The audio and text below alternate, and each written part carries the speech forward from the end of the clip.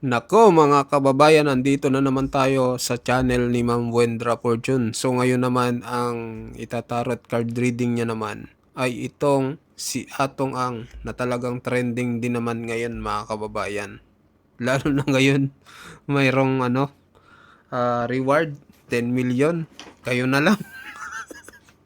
Kayo na lang tumanggap. Kayo na lang humanap. Baka mamaya yung humanap hindi na makita. Ayan mga kababayan, so pakinggan natin itong tarot card reading ni Ma'am Windra dito kay Atong Ang. So ito na po, umpisa na natin. Magandang araw po sa inyong lahat.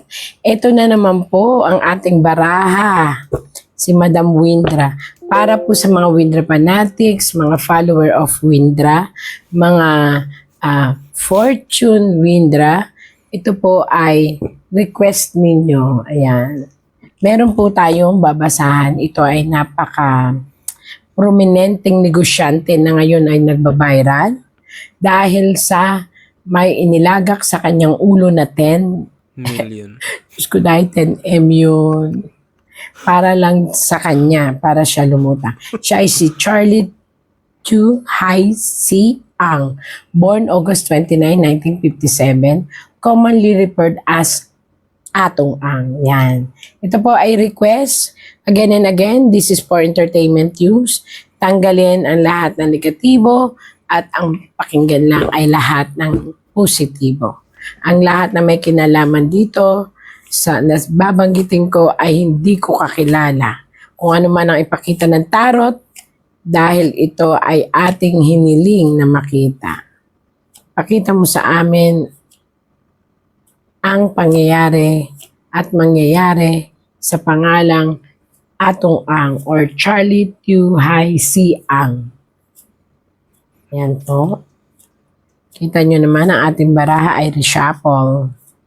So, Atong Ang, where are you, Atong Ang? Atong Ang, Charlie Tu Hai Si Ang, August 29, 1957, alias Atong Ang. May gali. Si Atong Ang ay walang lugar na pinuntahan na napaka layo. Si Atong Ang ay narito lang at umiikot-ikot sa kanyang mga properties. Ibig sabihin, si Atong Ang ngayon ay paikot-ikot sa kanyang mga napundar na properties na hindi na-announce. And dito, titingnan nyo siya, nanganganib po siya. Dahil may isang crab mentality, dahil nalagyan na siya ng presyo sa ulo niya, so much more better na lumutang na lang siya kasi alam din naman kung nasaan siya. Kaya kita niyo po, may mga tao, ito yung mga tao, ito yung mga authority, maaaring ito yung NBI, maaaring ito the highest form of PNP, or maaaring ito ay mismo batas ng Pilipinas. Ayan. Nakatingala. Boy, nakatingala kasi they know where they found. They know where they can found Atong Ang. Ayan. Tama may mga logic na nagsabi na, teka muna, nagtatarot ako eh. May mga logic na nagsasabing alam ng gobyerno, which is dito sa tarot na to, is really alam nila kung saan pupuntahan si Atong Ang at hahanapin si Atong Ang. Ayan. So kung ako kay Atong Ang, makipag-cooperate na lang siya kasi baka dumating yung time, mas worst scenario ang mangyari.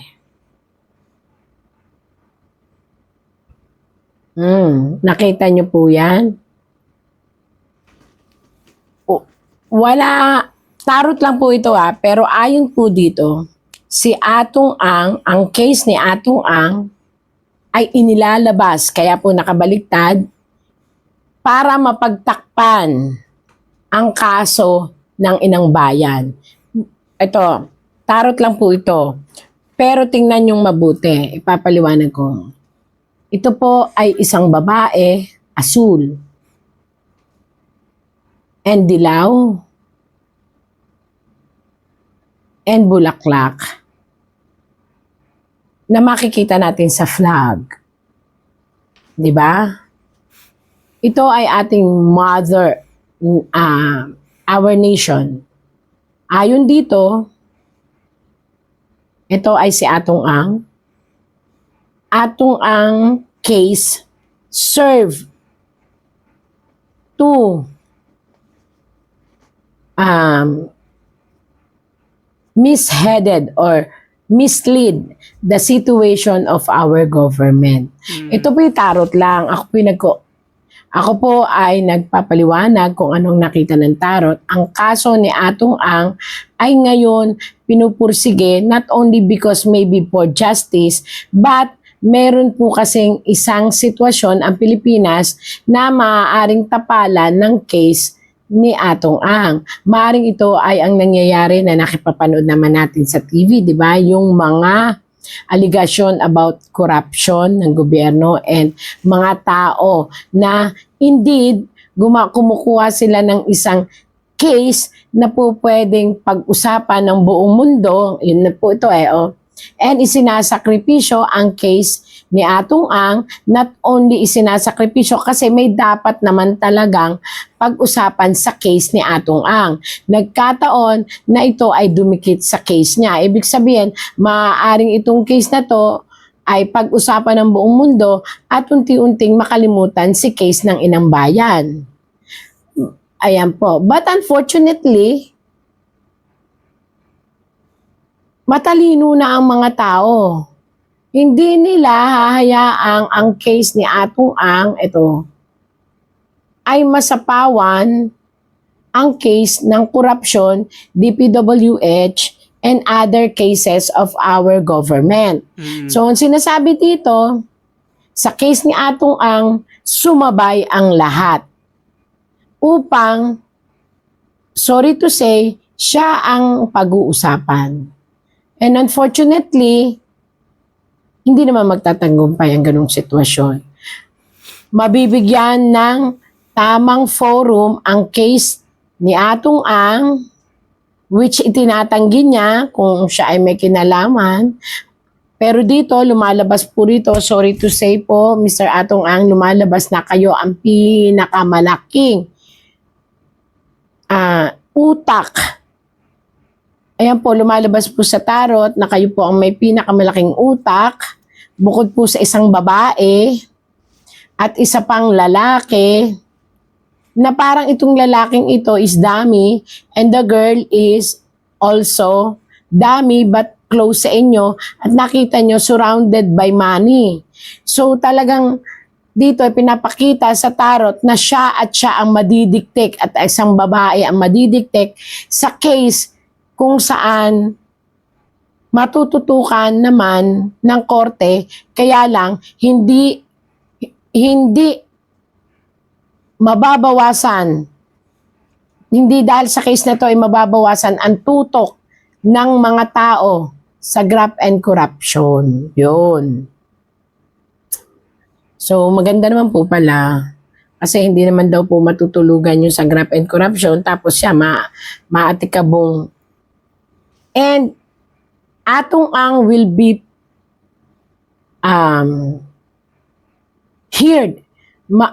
Maririnig siya ng buong mundo, magpapaliwanag siya, and mapupunta siya sa korte, but unfortunately, he will be the one to be blamed for all the things that happened to the scene, whether it is a crime or gambling.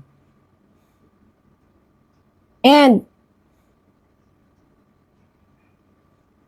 isang babae na, yun, alam na siguro natin na artista. Ayan, isang babae na artista na makakasama niya na madidiin again dito sa gambling case na to. Na hindi sa gambling sila madidiin kundi sa mga cases of dying people. Nakakatakot ang mga susunod na revelasyon kasi may mga blood akong nakita. So blood, maaaring delikado ang buhay ng mga tao involved dito sa case ni Atong Ang, bukod dun sa sinasabi kong mga napatay na sa bungero o ano pa man, may mga buhay pa na hinahunt. Ibig sabihin hinahunt, kaya nga shadow siya. Hinahanap na may kinalaman pa rin sa case ni Atong Ang. And unfortunately, may mga bata rin. Etong mga batang ito ay mukhang naging tao ng mga dikit-dikit. May politiko, nakakatakot naman. May mga militar, pulis. And may isa ring grupo I don't know kung anong grupo ito, para mga fraternities na dawit. When Atong Ang speak up about the case, many individual people will come up and come out. So be careful. Ingatan ang bawat pagsasalita. Kung ako kay Mr. Atong Ang, ingatang mabuti at pag-aralang mabuti. Kasi at the end of the journey, walang maniniwala na wala siyang kasalanan. So pakatatagan niya. And wishing there was something left to lose. This could hayaan niya na makamtan ng mga taong ano ba to? Namatayan ang sinasabing hustisya. Marami kasing mabubuking na mga revelasyon. Marami ring pagdadaanan ang case na to. At medyo tatagal to